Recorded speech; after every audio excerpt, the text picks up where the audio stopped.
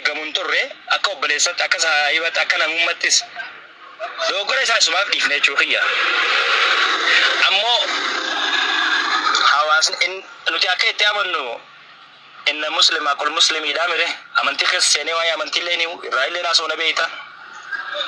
Ammoo kutaa akkanaa akkana na godhe namoota akkanaatu narratti gizeettu nama san personally yoo ragaatti qabatte akka leengadda amma gaafa namni tokko waan anjee an kutattis hin maxxansine gandattis hin geessine masarattu akkana naan jee hiriyaa kiyya bilbilee jeetiin viidiyoo san gabbaase irrallee deebee dubbachuun barbaadu waan san personally dhaa miree wanni sun way gandaa fi kutaa fi amantii qabdi.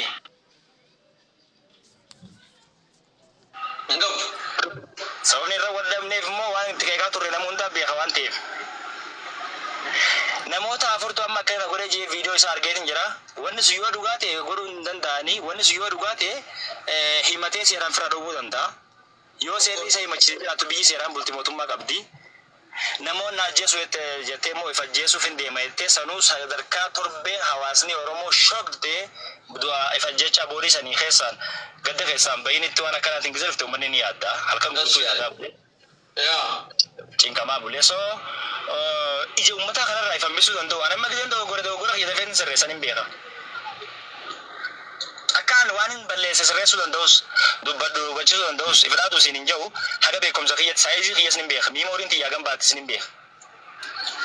Wanni ulamaa'een gurguddoon sun gaafa san akkasitti fiiganii osoo oolaniin bulii waan dira san irratti cinqamaa turanii fi waan beekaniif. Hawaasa bal'aa wajjii tokkaaroo yoo seente garuu namni si maraacha.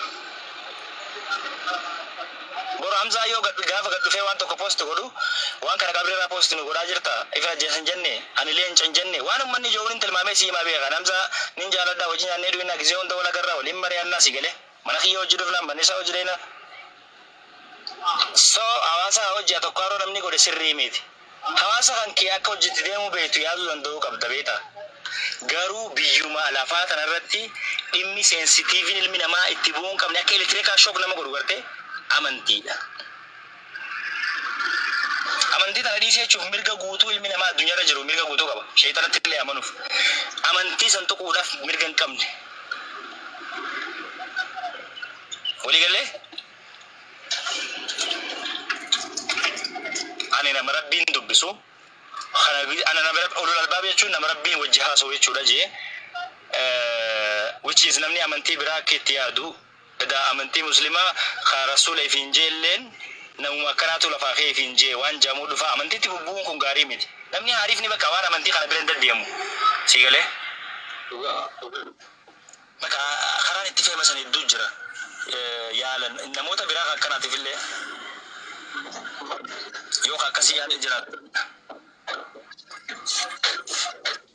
Akkasanii obboleessa yaa nuti Oromoodha. Nuti Oromoodha Itoophiyaadha.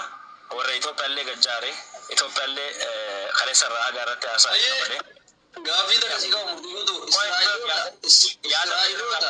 yaada kiyya irraa murtii guutuu wayi kan maatinaan barbaachisaa badee yaada kiyya nuti hoggaan hin jiru atis keessa jirta ijoolluma Oromoota miidiyaa hawaasaa fayyadamtuu hundaan baanaa beeka.